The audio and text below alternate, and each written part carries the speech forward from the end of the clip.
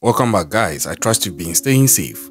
Wishing you a Merry Christmas and a prosperous New Year. I hope 2024 and beyond is amazing for you than all your years previously. Now, Christmas is a wonderful time, and Christmas parties are a time for joy, laughter, and family. It's a time to be shared with the ones you love, right? Yeah, very true. But then, sometimes, the ones who love us have a different plan for us on Christmas Day. This was the case of Bruce Jeffery Pardo, who is also known as the Killer Santa Claus. This moniker or nickname was given to him by virtue of what he did on Christmas Day in 2008. Now, I've always said that before we get to understand the man, we would need to go to the genesis of how he came up. That would help us understand every person. So Bruce Jeffery Pardo grew up in the San Fernando Valley in Los Angeles, California. He graduated from John H. Polytechnic High School, where he went on to study computer science. So obviously he seemed to have some sort of intelligence with mathematics, electricals, and computer. Now, he was bright, and like I mentioned, he excelled. He therefore graduated and secured himself a job as a software engineer at a company called Jet Propulsion Laboratory. But then, Bruce wasn't the model employee. He spent time hacking the company systems to access private personnel information, including but not just limited to compensation, tax information about people, etc., etc. And he also had very poor attendance. You come to work today, tomorrow he's not in. You come to work today, tomorrow he's showing up with an excuse and being gone for several days without coming back to work. Now, despite all this, by 1988, at the age of 24, Bruce found himself engaged to a lady called Delia, and Delia was his fellow employee at his workplace. Although he was engaged, he still lived with his mother and wasn't in the best of financial shape. So Delia, out of love, agreed to pay for a wedding reception at the country club, as well as a honeymoon in Tahiti. So Delia was footing all the bills. Someone would say it's love. Someone would also say maybe it's a sign that Bruce was not serious to get his game up. But well, let's see. So everything was actually set up, and both Delia and Bruce's mother, they were very excited. If you know anything about engagements and weddings, you know that most mothers are excited about it because it's sort of like the next level of their kids in terms of their maturity and development, and mothers especially are very fond of such events. So this was the same case for Delia and Bruce's mother. But when the big day arrived on the 17th of June 1989, Delia waited at the church in her nervous anticipation for Bruce. But guess what? Bruce never showed up. Bruce stood her up. He never showed up at the engagement ceremony. Delia was devastated, embarrassed, and disgraced in front of all the audiences who were waiting with her for Bruce to show up. And the engagement was cancelled. It was a shame. Delia would later discover that Bruce had withdrawn $3,000 from their joint bank account and took a trip of his own to Palm Springs in Florida. And most of this money actually belonged to Delia. So Bruce stood her up, took her money, and then just went on his own vacation on the day he was supposed to meet up with her to get engaged to her. Such a shame, and this cuts deep. So as a result, Delia called off their engagement and things went back to how they used to be.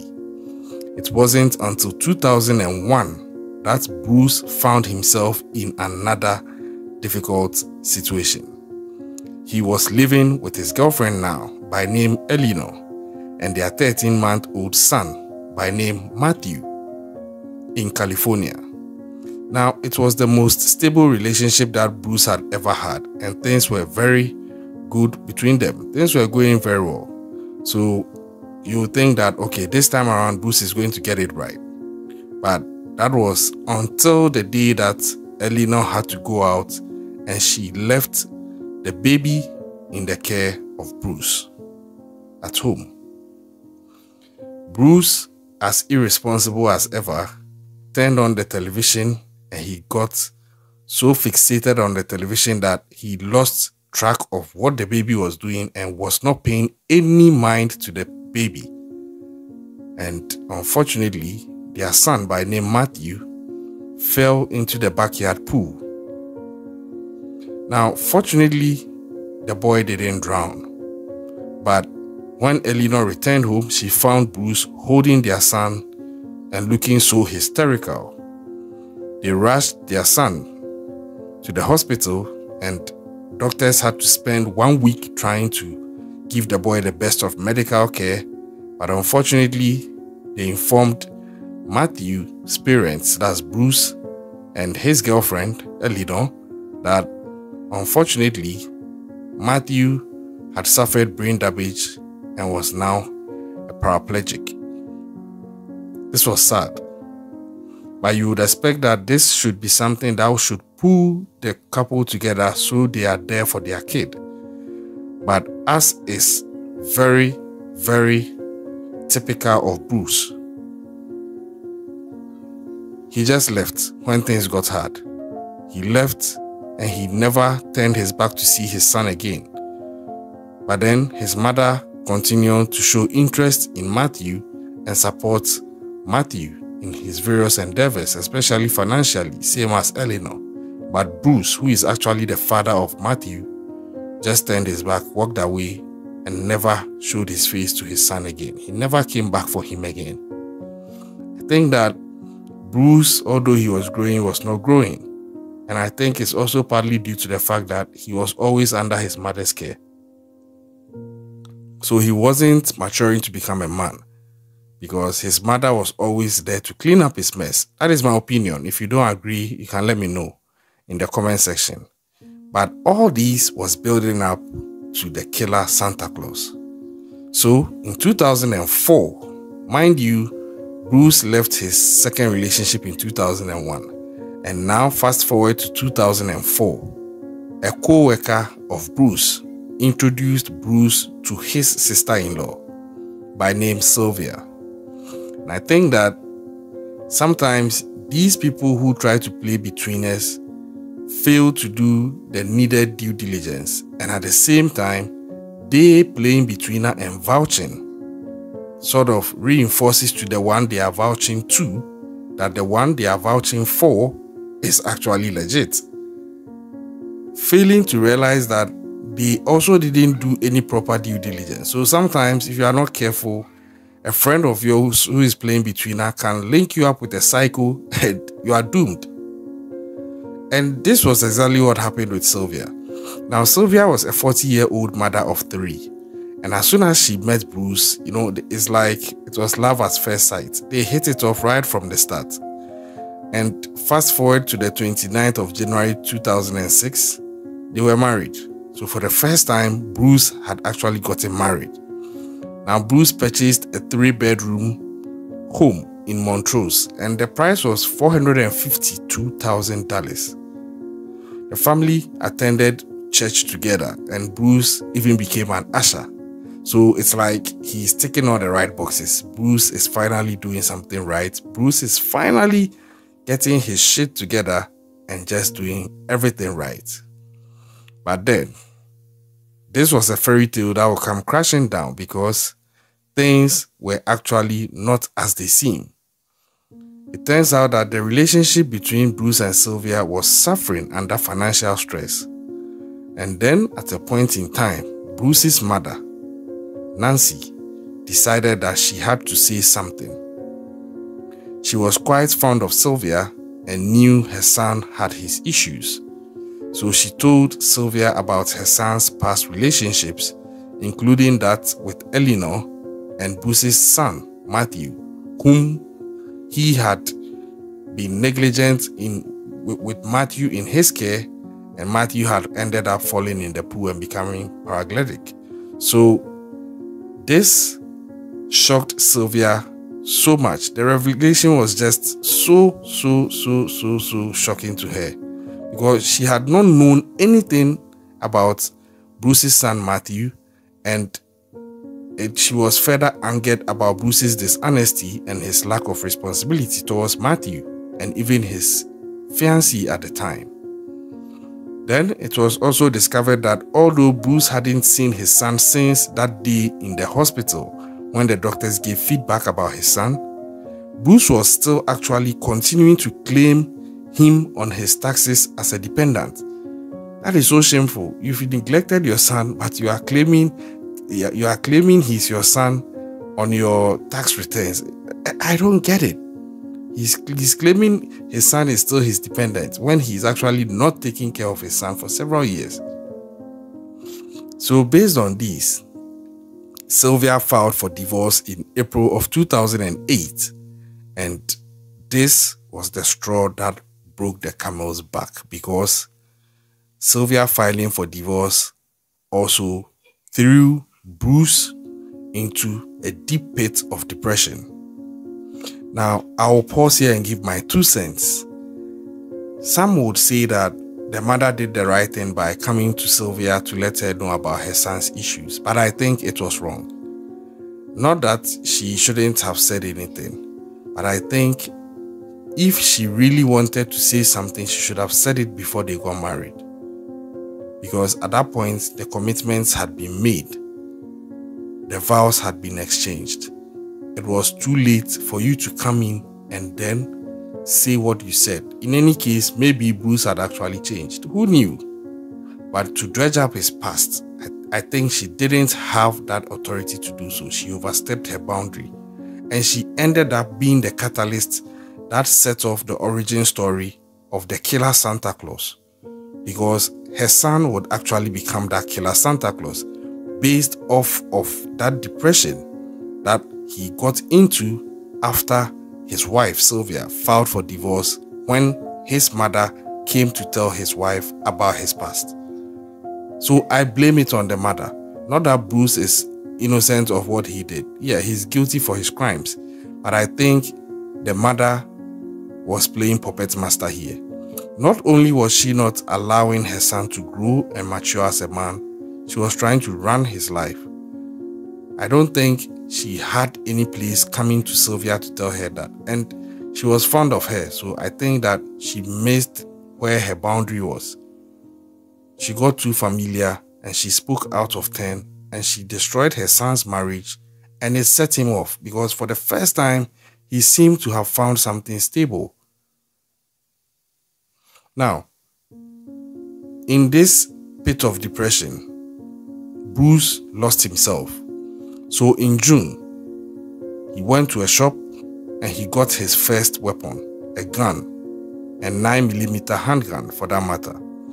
And on the 18th of June, in divorce court, he was ordered to pay $1,785 every month in spousal support.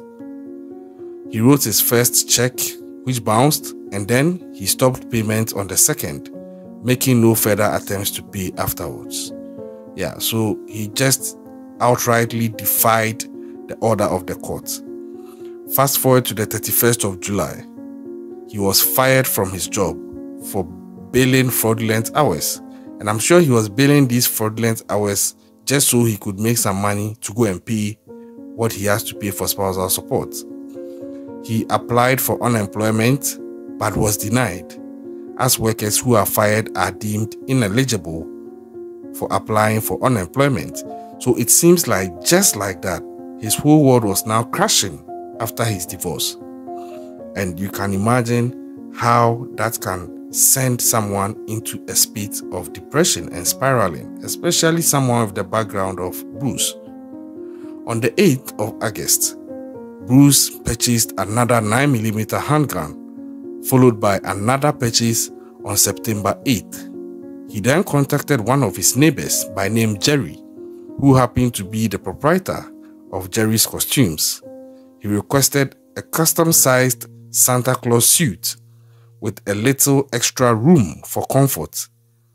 And his reason for requesting for a little extra room was based on the fact that he was actually 6'4" and he weighed 270 pounds. And this made a standard suit look too small for him. So it made sense.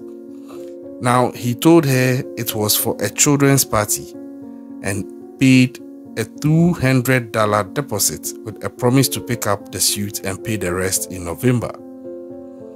Then, in October 11th, Bruce purchased his fourth handgun.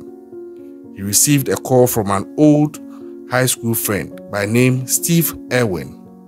Now, when Steve called, old friends reaching out, Steve asked him over to his home in Iowa to celebrate his 45th birthday.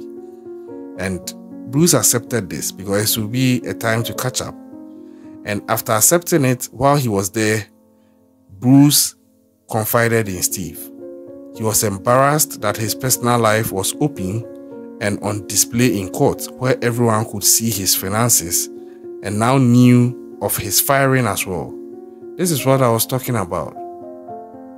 What his mom told his wife had done more damage than good. Now it's like Bruce's rags were being washed outside for everybody to see.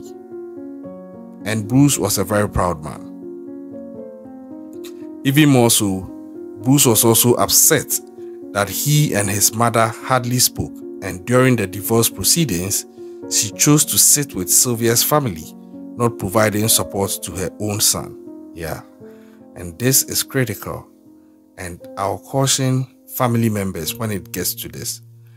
Within you, you may not even support your own, maybe out of your own principles, but please don't dare show that open support for the opposition. It can set people off in different directions, because inwardly he was blaming his mother for everything that he was going through with the divorce, because she came to actually tell on him to his wife and destroyed his marriage. So they were not on talking terms, and she came to the court every time, sitting with the family of Sylvia and supporting them. At that point, Bruce disliked her even more than his ex-wife and her family, because he saw her as the Judas in his life, and it was eating him up from inside. Now fast forward, November came and Bruce returned to Jerry's Costumes and paid the outstanding fee for his costume, and even left her a $20 tip. On the 13th, he purchased yet another handgun, and this brought the total number of handguns he had purchased to 5. He had also acquired a DeWalt compressor, a 50-foot hose, and a tank of high-octane fuel. Just 1 week before Christmas, on December 18th, 2008, Bruce's divorce from Sylvia was final. He agreed to let her keep her diamond engagement ring and agreed to pay her $10,000. The next day, he went to a Montrose travel agency. He booked a ticket to Iowa where he would visit his friend Steve. He paid $650 for a round-trip flight that would depart at 12:20 a.m. on Christmas Day, and after which it would return 2 weeks afterwards. From there, Bruce rented a Dodge Caliber from a rental service and also rented a silver RAV4 from another rental service. He then loaded up the RAV4 with maps of the southwestern United States, as well as water, food, clothing, a tank of gas, a laptop, a desktop computer. Fast forward to the early evening on Christmas Eve. Bruce stopped to chat with a neighbor and told the neighbor that he was heading out to a Christmas party and that he had been signed up to serve as an usher for a midnight mass at a church he attended, but he did not actually show up for that ceremony. Instead, at approximately 11:30 p.m., whilst dressed in his Santa suit, Bruce knocked on the door of his former in-laws' house, where he knew his ex-wife would be. This was the origin story of the killer Santa Claus. And just like that, as at 11:30 p.m. on the eve of Christmas, the killer Santa Claus was now ready to execute his gory plan. The door was answered by an 8-year-old kid who was Letitia's niece. And this niece knew Bruce because obviously it's her auntie's ex-husband. So she was excited to see Bruce and she rushed towards him. But upon seeing him, Bruce didn't hesitate. He went on to enter and started lashing out at everybody and firing indiscriminately. He began to spray racing fuel around the home and intent on lighting it with a flare. Unfortunately for Bruce, the flames from 2 separate fireplaces triggered an explosion, and Bruce fled the house, dropping a pair of fake glasses and his Santa hat in the yard. He therefore jumped into the Dodge Caliber rental car and drove 30 miles to another town called Selma, parked about a block away from his brother's home. He carefully peeled off his shredded Santa suit, which had burned off and melted into his skin after the explosion, and this had caused him 3rd-degree burns. He then used his suit to set up a booby trap. If the suit was moved, a tripwire would ignite a flash fire, exploding 200 rounds of ammunition. Now, although Bruce was spiraling and had actually gone off the edge, you can still see his intelligence at play even in the crimes he was committing. Bruce's brother returned home around 3:10 a.m. and found him sprawled on the living room couch with 2 handguns by his side. He was unfortunately dead. He had taken his own life. Now, this was the tragic end of the killer Santa Claus. The activities of Bruce shook the community on this particular Christmas day because he started at 11:30 on Christmas Eve, but he ended at the dawn of Christmas Day.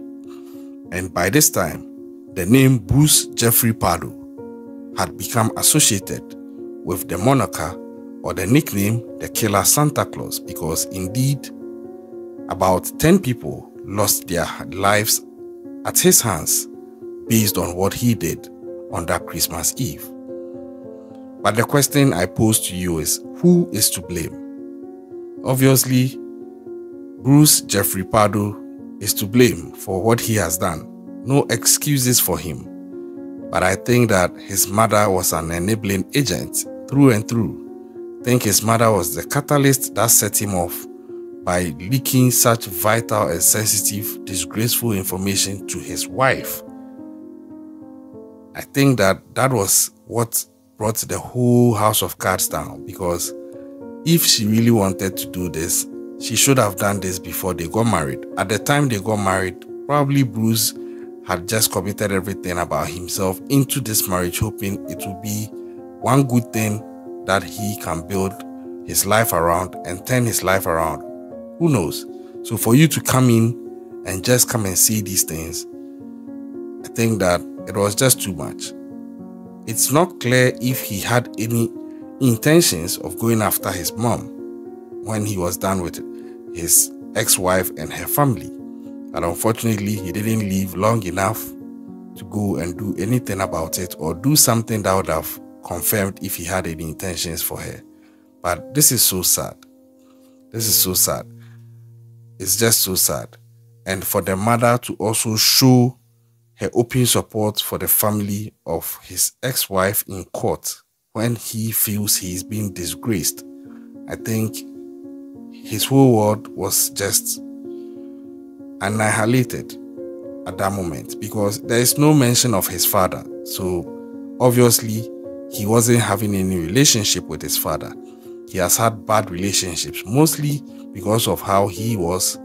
But as a mother, you don't betray your kids like that, especially in open public like that, showing that you are not having their backs. You don't necessarily need to have his back if you don't agree with what he's doing, but you don't also need to openly betray him or turn your back to him and join the other side like that. I think that she hurt him in ways maybe she herself didn't even understand.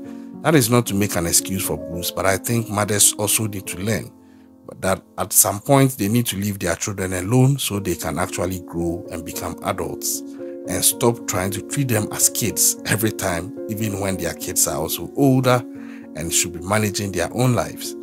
It's unfortunate. He ended his ex-wife, he ended all her family members who were there with her. And even those who survived suffered serious burns.